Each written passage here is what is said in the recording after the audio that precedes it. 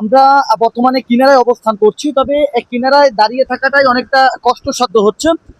অনেকে ঝড় এবং বাতাসের গতি রয়েছে, তার মধ্যেও আমরা দেখছি একটি মাছ ধরা ট্রলার তারা জীবনের ঝুঁকি নিয়ে প্রচন্ড ঝড়ের মধ্যে গভীর সমুদ্র পাড়ি দিচ্ছে।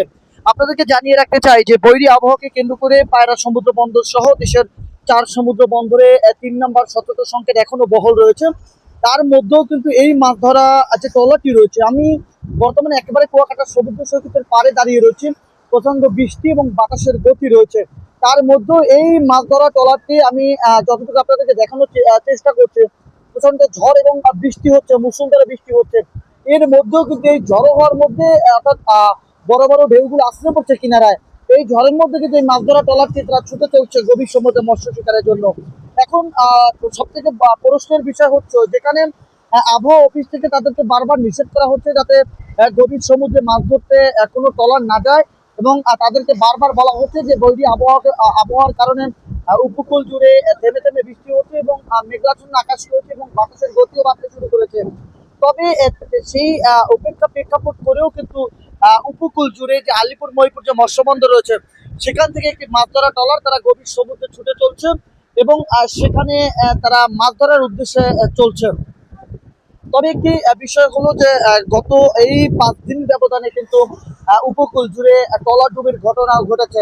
আমরা গতকালকে যে নিউজটি করেছিলাম যে 13 জন জেলে নিখোঁজ রয়েছে, এখন পর্যন্ত সেই 13 জন জেলের মধ্যে কিন্তু একজনকে উদ্ধার করা হয়েছে, ভোলা থেকে তাকে জীবিত উদ্ধার করা হয়েছে। তারপর যে বাকি বাকি যে 12 জন জেলে রয়েছে তারা কিন্তু এখনো নিখোঁজ রয়েছে। তবে প্রশ্নের বিষয় হচ্ছে, যেখানে আমরা কিনারায় দাঁড়িয়ে রয়েছি এখানে থাকাটাই অনেকটা কষ্টসাধ্য হচ্ছে, সে তার ভিতরেও কিন্তু গভীর সমুদ্রে ছুটে চলছে মাছ ধরা ট্রলার। কোস্টগার্ডের নিষেধাজ্ঞা থাকলো, আবহাওয়া অফিসের নিষেধাজ্ঞা থাকলো, সেই নিষেধাজ্ঞা অমান্য করে গভীর সমুদ্রে ছুটে চলছে তারা। অর্থাৎ গভীর সমুদ্রে ট্রলার ডুবির ঘটনা ঘটেছে ইতিমধ্যে। সেই 13 জন জেলে নিখোঁজ রয়েছে, তার মধ্যে একজনকে খুঁজে পেলেও কিন্তু এখন পর্যন্ত সেই 12 জন জেলে কিন্তু গভীর সমুদ্রে নিখোঁজ রয়েছে।